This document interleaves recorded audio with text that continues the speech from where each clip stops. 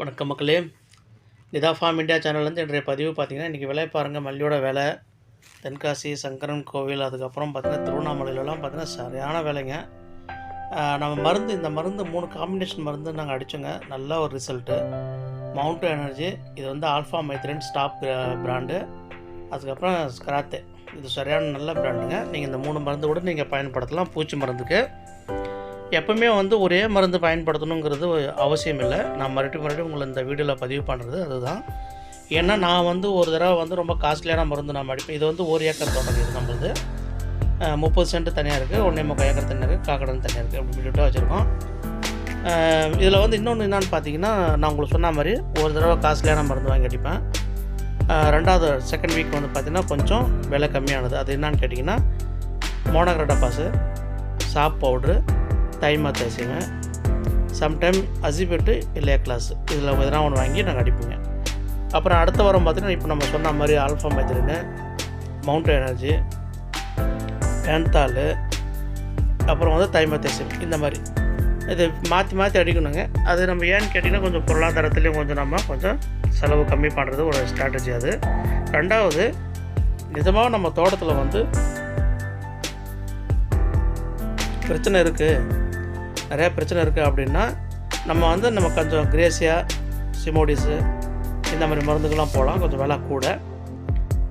இல்லைன்னா நம்ம இந்த மாதிரி மவுண்ட் எனர்ஜி, இந்த ஆல்ஃபா மைத்ரேன் ஸ்டாப் அந்த பிராண்டு, அப்புறம் மோனோக்ரோட்டோபாஸ், சாப் பவுடர், இதெல்லாம் நம்ம ஸ்ப்ரே பண்ணலாம், தப்பு இல்லை. எல்லாமே வந்து நம்ம செடியோட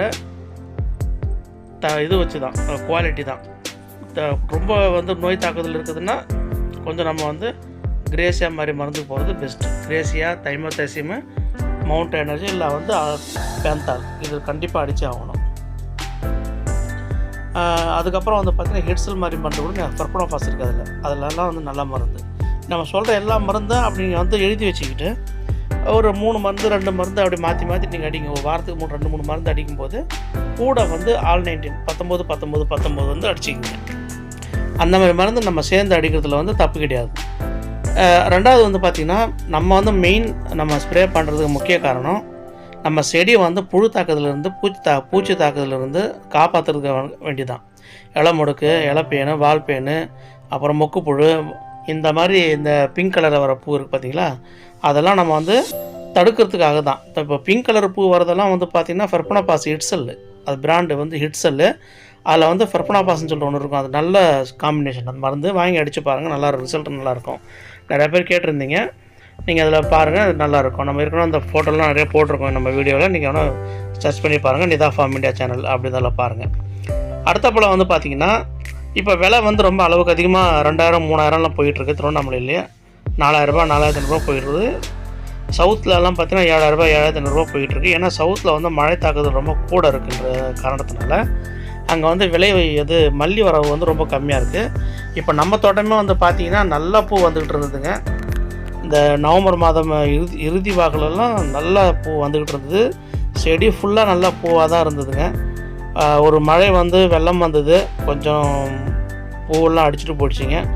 மறுபடியும் நான் அதுக்கு ஓரளவுக்கு கொண்டு வந்து மறுபடியும் கொஞ்சம் பூ அறுவடை பண்ணி போட்டுட்டு இருக்கும்போது பார்த்திங்கன்னா நேற்று ஃபுல்லாக மழைங்க. கண்டினியூஸாக ஒரு 24 ஹவர்ஸ் வந்து தொடர் மழை பெஞ்சிக்கிட்டே இருந்தது.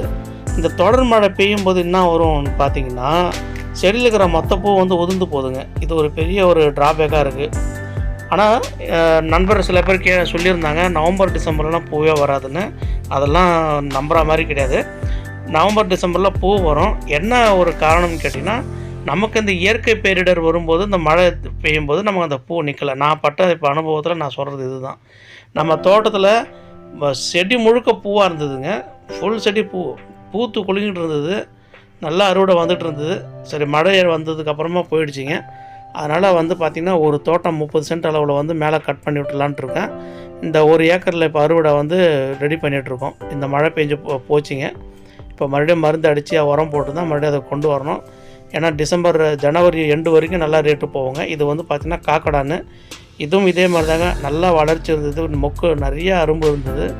எல்லாம் இந்த மழை வந்து மொத்தமாக வந்து இப்போ நமக்கு வந்து கொஞ்சம் சேதாரம் பண்ணிட்டு போயிடுச்சிங்க. பரவாயில்லைங்க, ஒன்றும் பிரச்சனை இல்லை. மறுபடியும் அதை வந்து கொஞ்சம் பாடுபட்டு கொண்டு வரணும். ஏன் இந்த விஷயத்தை நான் வந்து ரொம்ப ஸ்ட்ராங்காக நம்ம மக்கள்கிட்ட இந்த சேனல் மூலமாக நான் சொல்கிறது என்னன்னு கேட்டிங்கன்னா, நீங்கள் ஒரு நாளைக்கு 1 கிலோ பூ கூட பறித்து போடுங்க, பிரச்சனை இல்லை. ஆனால் ரூ. 3000 ரூ. 2000 கிலோ போகுங்க. இந்த ஜனவரி இறுதி வாக்கு வரைக்கும் இந்த நிலைமை தொடரும். நீங்கள் 1 கிலோ பூ கொண்டு இப்போ நாங்கள் வந்து ஏன் இந்த 1 ஏக்கர் வந்து இப்போ மறுபடியும் உரம் வைக்க போகிறோன்னு சொன்னேன் அப்படின்ற காரணம் இருக்குது இல்லைங்களா. எனக்கு ஒரு நாளைக்கு 5 கிலோ பூ கிடச்சா போதுங்க. ரூ. 2000 போனாலும் ரூ. 10,000 ஒரு நாளைக்கு எடுத்துடலாம் நம்ம. இதுதான் நம்ம வந்து என்ன பண்ணுறோன்னா, நம்ம செலவு பண்ண போகிறது ஒரு உரம் 2-3 மூட்டை வாங்க போகிறோம். டிஏபி சரி, இல்லை ஃபெக்டாம்பா சரி, இல்லை 20-0-13 காம்ப்ளெக்ஸ் உரம் சரி, இது எல்லாமே சேர்த்தா ஒரு 5,000 வந்துடும். மேலே ஸ்ப்ரே வந்து வாரத்துக்கு ஒரு 2,000 வரும். நம்ம இந்த மாதிரி அடித்து நம்ம வந்து ட்ரையல் பண்ணி பார்த்தோம்னா நமக்கு வந்து மொத்த செலவு ஒரு 15,000 கூட அடங்கிடும். ஆனால் நமக்கு வந்து ஒரு நாளைக்கு 5 கிலோ பூ வந்ததுன்னா ஒரே நாள் காசு நம்ம அந்த செலவு பண்ண காசை நம்ம எடுத்துடலாம். அதனால் அந்த ஒரு காரணத்துக்காக தான் நம்ம சொல்கிறதுங்க. இதில் எல்லாமே வந்து பார்த்திங்கன்னா அப் அண்ட் டவுன் இருக்குங்க. சில மண் வாக்கு இருக்குது, சில செடியோட வளர்ச்சி. அந்த ஒரு வருஷம் தாண்டின செடியாக இருந்தால் தைரியமாக நீங்கள் செலவு பண்ணலாம். ஒரு 1.5 வருஷம் 1 வருஷம் செடியாக இருந்தால் தைரியமாக நீங்கள் செலவு பண்ணலாம். 2 வருஷம் செடியாக இருந்தால் நீங்கள் 100க்கு 1000% நீங்கள் செலவு பண்ணலாம்.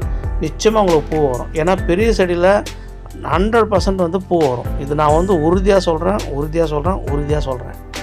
ஏன்னா அனுபவம் தான் இது. சும்மா இது வந்து யாரோ சொன்னாங்க போனாங்கன்னெலாம் கிடையாதுங்க.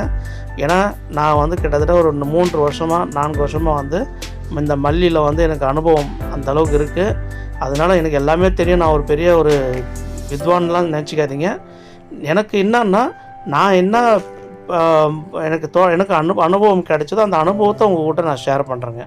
ஏன்னா இந்த சேனல் வந்து தொடங்குறதுக்கான முக்கிய காரணமே என்னன்னு கேட்டிங்கன்னா, ஒரு விவசாயத்தை வந்து எப்படி பண்ணணுங்கிறது தெரியாமல் ஆரம்பித்து கேட்க போகிற இடத்துலலாம் வந்து பார்த்திங்கன்னா சரியான முறையில் ரிசல்ட் இல்லாமல் நம்மளாக உருவாக்குனது தான் இந்த தோட்டம். நானாக உருவாக்குனது தான்.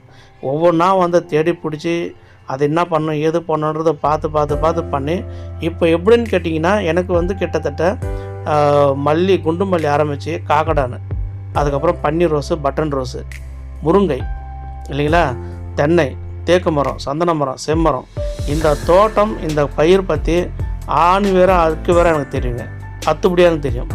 அதனால் இதில் வந்து தலைகணத்தோடு சொல்கிறேன்னு தயவு செஞ்சு நீங்கள் யாருமே நினச்சிக்காதீங்க. என்னுடைய அனுபவத்தில் நான் கற்றுக்கிட்டேன் இது எல்லாமே.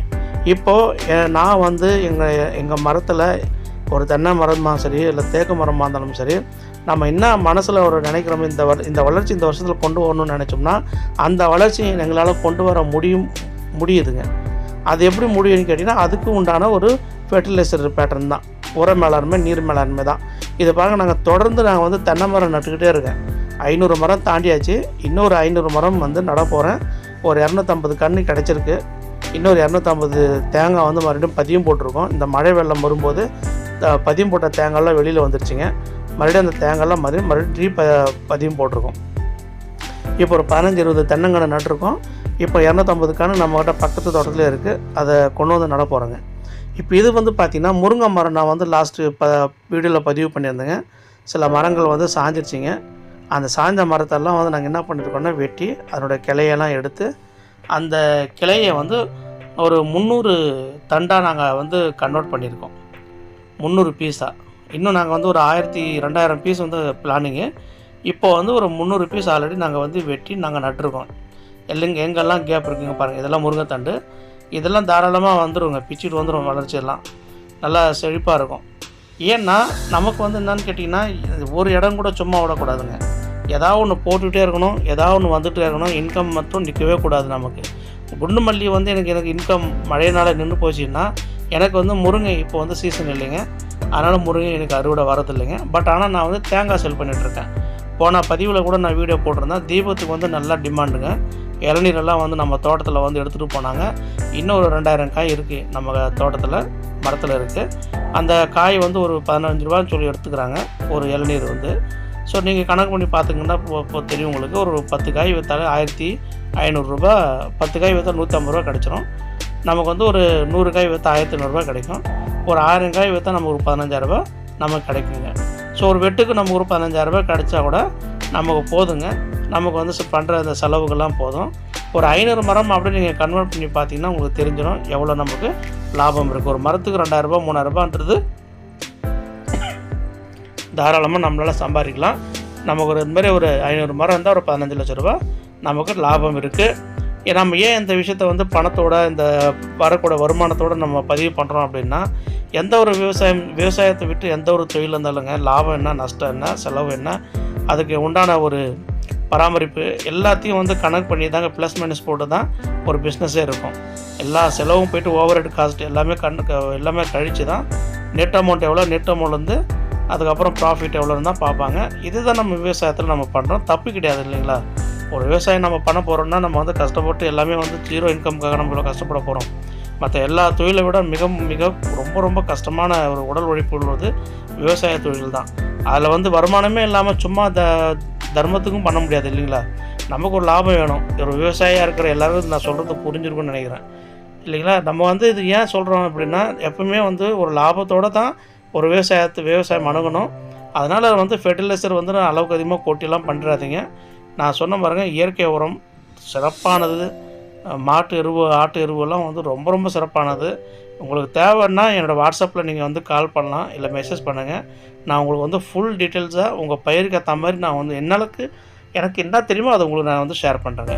இது நம்ம தோட்டத்துக்கு பக்கத்தில் இருக்கிற ஒரு ஆறுங்க. ஆற்றோட பேர் வந்து துரிஞ்சல் ஆறு. இது வந்து நம்ம தென்பண்ணி ஆற்றோட கனெக்டடு. இதனோட பெருவெள்ளம் போய் தாங்க நம்ம கொஞ்சம் சேதாரமாகிடுச்சு முருங்கை எல்லாம். பட் இருந்தாலும் வந்து இறைவன் அருளில் ஒரு பெரிய சேதாரம் இல்லாமல் சிம்பிளாக ஆகிடுச்சிங்க. ரொம்ப ரொம்ப நன்றிங்க. Please subscribe to my channel. Thank you.